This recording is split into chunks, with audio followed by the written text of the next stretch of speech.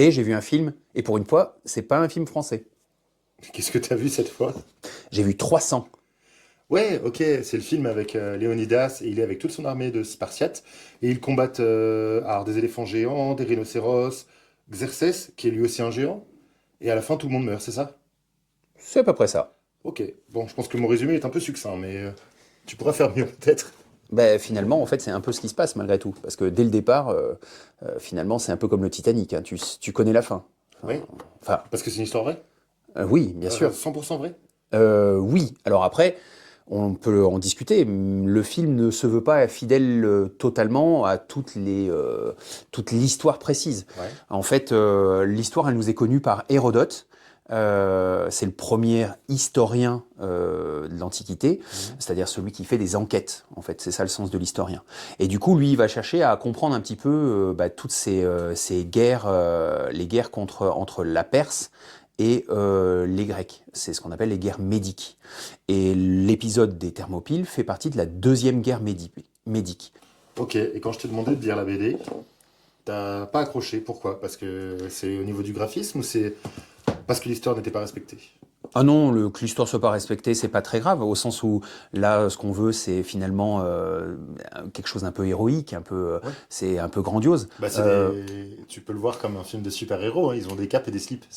Mais C'est un peu Superman, hein. l'idée d'ailleurs est pas nouvelle, hein, parce que quand tu prends le tableau, celui-ci là, Léonidas aux Thermopyles, Jacques-Louis David, on est au 19e siècle, c'est la peinture académique et ils ont tous des capes aussi et ils sont tous à moitié nus, voire même encore un peu plus sur le tableau d'ailleurs que dans le film. C'est une iconographie qu'on traîne depuis un moment. Alors, la nudité, tu l'as dans la BD, hein. Je pense que c'était pas passable dans un film. Pour le coup, c'est vraiment les graphismes de la BD, hein, dans le film, mais de toute façon, même des plans, je t'avais fait remarquer, ouais. Là, oui, t'as cette scène, la scène de la chute au bord de la falaise, Oui, qui est mais reprise. d'ailleurs sur la BD, on voit bien qu'il y a le soleil derrière, il y a un effet noir et c'est exactement pris tel quel l'image Dans le film. dans le film. Et juste après, tu as les flèches qui tombent et qui soi-disant assombrissent le Obscurci, ciel. ouais.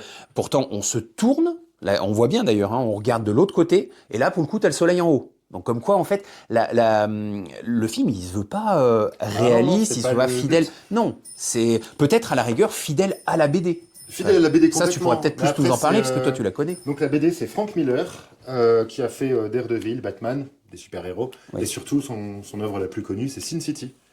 Ok. T'as une version film aussi. Tu dois pas l'avoir vu, toi. Non, mais ça me On va parle de avoir nom. un jour. Oui. Et donc le film, donc 300, en 2006, réalisé par Zack Snyder, donc d'après la BD. Zack Snyder, là, c'est son deuxième film. Et Zack Snyder, c'est sa patte, c'est vraiment signé, hein. T'as un autre exemple de ce type de film qui est très esthétique, très clipesque. C'est Sucker Punch. Je te l'avais montré. Oui, Avec j'en ai un vague la souvenir. jeune baby doll qui se retrouve Internet Force en asile psy. Et dans une semaine ou 10 jours, elle va être trépanée. Oui.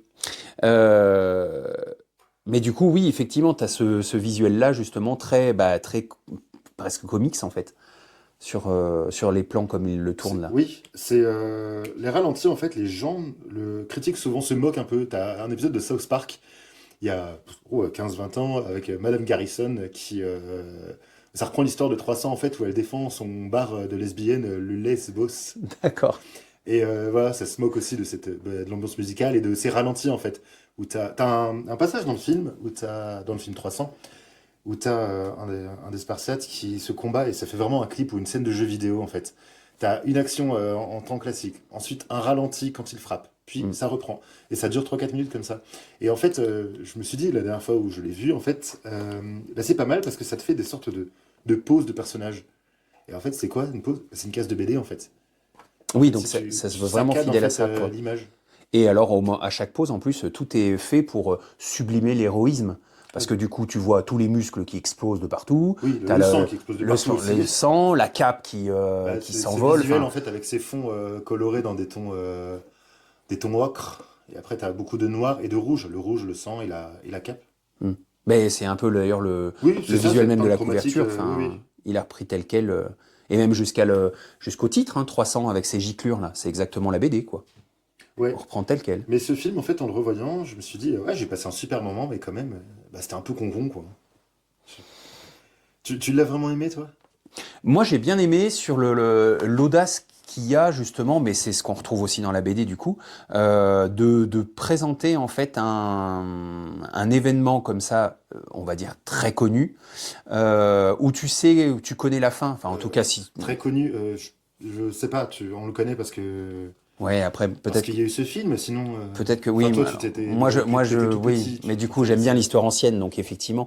Mais il y a eu un péplum d'ailleurs, les 300 Spartiates, dans les années 60. Ok. Tu le regardes, effectivement, bon alors c'était les péplums de ces années-là, mais je suis désolé, ça fait pas vibrer. Là, il y a un côté héroïsation, et d'ailleurs, héroïsation qui ne va absolument pas avec l'esprit même de cette société grecque de l'époque, du 5e siècle, où tu as une logique, ce qu'on appelle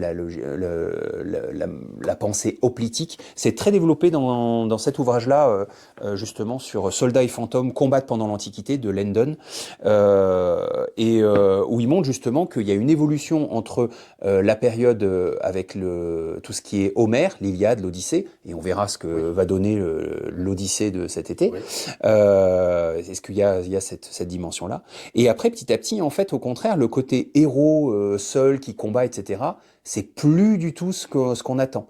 Le courage à l'époque de, bah, justement, on est en 480 avant Jésus-Christ, le courage, c'est tenir sa position. Le soldat dans la phalange hoplitique, il doit rester en place, il doit rester à côté de l'autre, parce qu'en fait, ça permet une cohésion, donc une sécurité, et donc une victoire. Il y a un moment, il y a une mort un peu tragique et héroïsée pour Oui, le le coup, fils de. le fils. Mais en fait, il meurt où? Il a avancé. Il est plus avec la phalange. Et finalement, en fait, bah oui, il s'est mis en danger parce il n'a pas. Tu trouves ça explicite dans le film, toi? Ou C'est ça tombe moi comme qui ça et. non, c'est moi qui l'interprète Ok. comme ça. Je pense pas qu'on aille jusque là. Et puis encore une fois, d'ailleurs, le film se veut être vraiment la transcription et la mise en scène de la BD. Donc en fait, à la rigueur, faudrait aller voir dans la BD Oui. si voilà. Mais c'est moi qui vais un peu plus loin. Mais Après, faut pas oublier que l'histoire en elle-même, enfin tout le film, est raconté. C'est Dilios, tu sais, qui ne participe pas à la dernière bataille, qui celui est qui a eu envoyé. Oui, un truc à l'œil. ouais, Ouais. qui est un bandeau de pirates, qui, euh, qui raconte l'histoire, Et d'ailleurs, il raconte l'histoire de sans la l'avoir mort vécu. de Léonidas sans l'avoir vu, oui. Oui. Ouais. Mais la BD est très, enfin l'auteur a fait des recherches à la fin justement. Tu as de la bibliographie sélective, etc., hein. Ah Il oui. t'indique justement des références d'ouvrages Hmm. sur lequel il a pu s'appuyer pour écrire sa Oui. BD. Enfin, je rouvre la BD, du coup, t'as vu le look de Xerxes, c'est vraiment. Pourquoi? Et moi, je me suis posé la question dans justement Oui, Voyal tu Film, m'as demandé pourquoi ça. ils ont Oui. tous des piercings? Est-ce qu'il y a un jeu de mots avec les Perses, Persianes? Faudrait voir Je sais pas, mais en ça serait anglais super peut-être. drôle si Parce c'est que ça. ils ont tous des piercings, les Perses. Ouais. Donc je me dis qu'il y a bien quelque chose. Tu dois pas être loin, ça se trouve, hein. C'est rigolo. Parce que dans l'iconographie, les Perses, On l'a c'est pas aucune. ça sort de nulle part, ça. Non, enfin, Enfin, ça a je sais pas. Après, je suis un pas côté spécialiste non orientaliste, plus. mais qui est pas de la bonne époque, quoi. Après, Euh, c'est vrai il fallait marquer visuellement la différence entre la Grèce, on va dire la Grèce centrale, là pour le coup le Péloponnèse, ouais. avec Sparte, et ceux qui viennent d'ailleurs, qui sont d'ailleurs, et qui sont considérés par les Grecs comme des barbares, les barbaros, ceux qui ne parlent pas la langue grecque, qui n'ont pas la culture grecque. D'ailleurs, pourquoi le Xerxes, il mesure 4 mètres de haut quand on le voit à côté de Léonidas? Ben dans la BD, il est comme ça. Oui, Mais c'est après, pareil, pareil, je pareil. pense que c'est peut-être pour essayer d'illustrer le côté roi des rois. Le Xerxès, on le dit roi des rois. En fait, il faut savoir qu'il y a vraiment une hégémonie impériale chez les Perses, mais en fait, il n'y a pas de volonté d'uniformiser en termes administratifs ou en termes religieux. En fait, Ok. chaque territoire conquis peut garder son autonomie et donc peut garder son roi. Et c'est pour ça que Xerxès, en fait, tu peux avoir ton autonomie si tu t'agenouilles, je crois que c'est dit d'ailleurs dans le film, si tu t'agenouilles Oui, toi devant moi, eh bien du coup tu pourras être le maître de la Grèce. Et c'est ce qu'il propose à Léonidas. Finalement, il lui propose exactement le système qu'il a fait avec tous les peuples de son empire. En fait, ils ont des rois. Il faut simplement participer, je crois, il faut donner un tribut au oui, roi, il faut participer à ses campagnes militaires, et puis il y a des systèmes de satrapes aussi qui permettent quand même un peu de gérer tout l'empire. Mais le roi des rois, il est supérieur, il est au-dessus. Donc j'imagine que le gigantisme.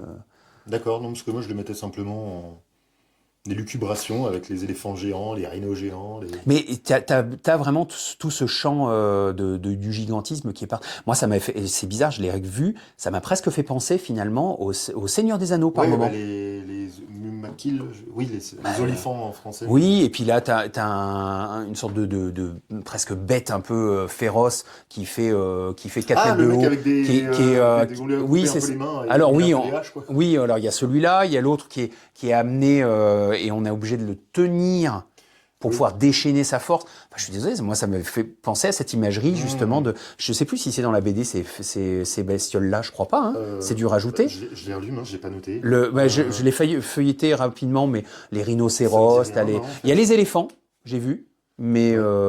mais après, Après, tu mets en place ta suspension de crédibilité et ça marche, quoi. Tu t'en fous. Ils sont des millions de et puis soldats. il faut malgré tout imaginer que même déjà dans l'Antiquité, il y a eu très vite un côté héroïque et donc on rentre dans le mythe, on rentre dans la légende. Tu m'avais aussi dit qu'à Sparte, il y avait deux rois. Oui, mais là, en Est-ce que fait, il y a plein de petites choses qui ne sont pas fidèles. Alors, on pourrait faire la liste des petites choses qui ne respectent pas l'histoire. Mais après, je suis pas certain que ce soit très intéressant. Mais oui, il y a par exemple deux rois à Sparte. Il y en a pas qu'un seul. On a, par exemple, les efforts qu'on voit là, cette sorte dans le film, on a l'impression que c'est des prêtres qui vont. Mais les efforts, en fait, ils sont, en fait, il y en a que 5. Ils sont nommés uniquement à l'année. Et ils peuvent pas être réélus en fait immédiatement. Et ceux-là, ils ont un fort pouvoir de surveillance des mœurs des citoyens. Ils même surveillent même ce que fait le roi. Ils décident. En fait, c'est une sorte de gouvernement. C'est eux qui gouvernent un peu le Sparte. C'est pas du tout l'image là qu'il y a. Tous ces éléments-là, si ça vous intéresse, c'est un peu le livre de référence sur Sparte. Hein, c'est Edmond Lévy, Histoire politique et sociale jusqu'à la conquête romaine, qui est passionnant. Une chose, mais plus anecdotique par exemple, à un moment, la reine donc elle fricote un peu avec un de ses opposants politiques Mhm. au roi et lui renvoie ça à la figure quand elle vient faire son discours au conseil. Et du coup, lui dit oui, et tout le monde est outré parce que la reine a soi-disant fauté avec. Il faut savoir que en fait, à Sparte, la polyandrie est monnaie courante. Et alors bon, c'est vrai qu'il faut normalement que le mari soit d'accord, mais en fait, les femmes ont le droit d'aller voir d'autres hommes, et l'essentiel d'ailleurs, c'est même de procréer, parce que justement, c'est comme ça que tu crées Et ils des étaient petits citoyens reconnus spartiates. par qui, ces enfants, du coup? Ben, Par, par la cité, en fait. Du moment que, et là pour le coup c'est assez juste quand on le voit au début du film, on vérifie que le bébé est viable. Ouais. Et ça, c'est un premier critère. Et après, en fait, du coup, il va pouvoir rester en vie. Et à partir, je crois, c'est de 8 ans. Mais il y a plein de phases, en fait. C'est un peu simplifié, là. Mais c'est ce qu'on appelle l'agogé, c'est-à-dire l'éducation, en fait, des jeunes Spartiates. On va pouvoir aller les mener jusqu'à, je crois qu'elle termine autour de 20 ou 30 ans. Il y a même justement, pour l'élite, on va dire, il y a même, ils doivent partir 1 an sans rien. Comme il fait Et le gosse du début, ça. ouais, alors pas tout, enfin oui, ça fait un peu penser, mais et là, ils doivent même faire un meurtre rituel d'un ilote. On va dire simplifié, c'est des sortes d'esclaves en fait qui vivent sur le territoire de Sparte, sans se faire repérer, par exemple. Donc, mais voilà, c'est une éducation en fait qui leur permet d'être soumis à la cité. Soumis à ces lois et en même temps créer des citoyens qui vont pouvoir prendre place dans la phalange qui est finalement la cité en armes.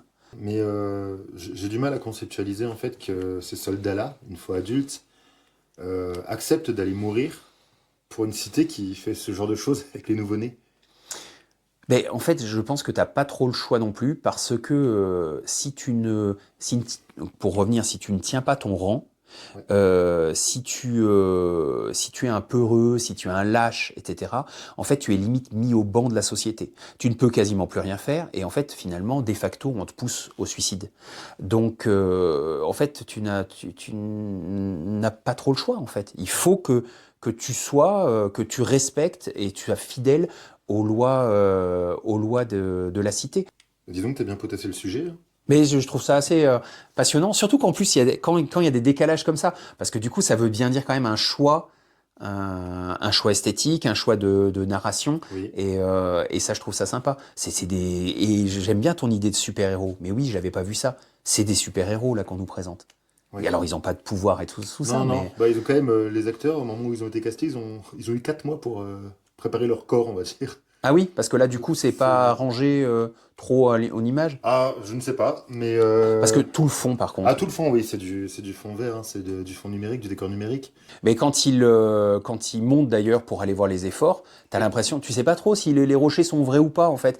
Tout est un peu, enfin je sais pas, Faux, oui, mais alors faux ou en même temps traité par filtre, je ne sais pas oui. pour. Mais tu dois avoir des filtres de couleurs dans ce film, hein, pour que le rouge ressorte autant. Enfin, c'est un gros travail numérique, le tournage a peut-être été très court. Tu sens vraiment que tu es sur des films qui sont. Oui, t'as changé d'époque avec Gladiator. Oui, Ça a donné les codes, ça a donné bah, la scène des épis de blé, hein, ces couleurs jaunes, ça a donné oui. la bande originale, c'est quoi, des chœurs de femmes avec des Ah oui, le petit air comme ça, instruments dont je ne connais très pas les noms, mais léger, tu dois les très. connaître, toi, les instruments. Mais oui, non, mais c'est bah oui, bah forcément prépondérance un peu voilà des cuivres, des cordes aussi qui sont très présentes, beaucoup de rythmique sur les scènes un peu de bataille. La BO est composée par Tyler Bates, et ça, je l'ai gardé pour moi. C'est donc basé sur des thèmes de l'œuvre de Elliot Goldenthal, pardon. Ça Parce se que c'est parle pas pas forcément. non, il a repris des En thèmes fait, il a de. été crédité sur la BO, sauf qu'en fait, il a pompé en fait tout le travail du film Titus avec Anthony Hopkins. Oh, j'ai Et vu il ça a il y a quand j'étais réorchestré en gosse. fait le. Tu l'as vu ce Titus? Oui, mais je m'en souviens plus, mais je me souviens avec Anthony Hopkins, ouais. Ok. Et il a réorchestré donc tout ça sans le dire. Et au final, il y a un petit arrangement à l'amiable où on a dû créditer donc ce monsieur Donc Goldenthal. donc c'est pour ça qu'on précise basé sur les thèmes C'est de. ça, je comprenais Ok. pas au début. J'ai cherché. Et effectivement, là, moi, ce que je trouve sympa, c'est qu'on introduit bah, le côté un peu super-héros aussi. C'est-à-dire Oui, que tu mets de la guitare électrique, oui, tu mets des, enfin, il y a un côté presque hard rock ou métal en fait, avec des chœurs qui sont des chœurs d'hommes qui sont très durs, très avec cette homorythmie où ils sont tous sur le même rythme, tac, tac, tac, tac. Ça, c'est très saccadé, très guerrier. Bah après, on est oui, sur oui, oui, oui. quelque chose d'un peu militaire aussi, hein. Ça fait penser un peu à ces chœurs épiques que tu as à partir de, enfin, par exemple, le Carmina Burana de Orff, où tu as vraiment des chœurs comme ça. Alors là, pour le coup, il y a des femmes, mais où c'est très. Enfin, ça envoie du lourd, quoi. Ok. Et ça fait un peu penser à ça. Et les instruments, Bah après, en fait, t'as un tu mélange m'as parce donné que. des noms d'instruments que je ne connaissais Oui, pas, mais parce que là, celui qu'on a écouté, mais c'est celui-là, c'est To Victory. C'est ça que oui, tu oui, m'as oui. fait réécouter. Tu entends la guitare électrique qui fait plus un rôle de rythmique là. T'as un peu Et en de fait, scratch par-dessus, au passage, t'as des. Oui, ouais, oui. mais c'est ça, c'est très moderne, hein. Et en même temps, tu as une sorte de guitare ou de sitar ou de luth. Mais en fait, ça fait penser, les sonorités sont orientales. Tu penses plus à un oud, par exemple. Alors après, je ne sais pas quel instrument, il Oui, faudrait le chercher, hein, quel instrument précisément. Mais tu vas quand même prendre des instruments un peu orientaux, ou tout au moins qui t'amènent à cette ambiance un peu orientale, parce que mine de rien, on est déjà loin dans le temps, donc il y a un côté un peu voyage, oui. et en même temps, on est aussi loin dans l'espace, parce que l'Empire perse, c'est vraiment cet Orient très lointain, voilà. Tiens, il y a une petite expression aussi qui m'a plu, c'est quand Léonidas part et la reine, sa femme, lui dit reviens avec ton bouclier ou Oui, sur ton bouclier. oui. Et sur le coup, je me suis dit, tiens, c'est bon, pourquoi pas, c'est rigolo. Et en fait, non, c'est vraiment une logique spartiate aussi. C'est-à-dire que celui qui va revenir sans son bouclier, ça veut dire que c'est un lâche. Parce qu'en fait, le bouclier est lourd. Si tu as lâché ton bouclier pour Ok. repartir, c'est qu'en fait, tu n'es pas resté dans la phalange, tu ne t'es pas battu jusqu'au bout, tu n'as pas tenu position. Et du coup, bah non, si tu reviens, tu es un lâche. Donc il faut que tu viennes avec ton bouclier victorieux Ouais. ou sur ton bouclier mort. Ok. Tu as aimé le film? Est-ce que Oui, tu l'intégrerais dans une filmothèque idéale? oui. Pourquoi? Parce que je trouve que c'est distrayant, c'est esthétiquement intéressant. Oui. Une Il a fois, marqué au final. une fois que Il tu es est rentré référencé dans plein dedans, d'autres choses, hein. et je suis très curieux de voir la suite. Je sais que toi, t'as pas du tout envie de le Non, voir. j'ai pas Moi, envie. j'aimerais bien savoir, parce que du coup, je sais pas trop de quoi ça parle. On annonce la bataille de Platée après. Peut-être que ça peut être la bataille navale de Salamine. parce que c'est finalement à cette bataille-là. Le titre, je crois que c'est la naissance d'un empire. Alors c'est peut-être Salamine si on pense à parce que là pour le coup c'est une victoire grecque et à ce moment-là c'est vrai que là Xerxès va complètement quitter la Grèce d'ailleurs et va laisser ses troupes un peu se dépatouiller et puis de toute façon finir de perdre et c'est là que vraiment la Grèce enfin Athènes se pose comme justement une grande cité et de là va je crois que c'est la Ligue de Délos si on et puis petit à petit ça va devenir un peu hégémonique mais ça c'est une autre histoire. À très bientôt. À bientôt.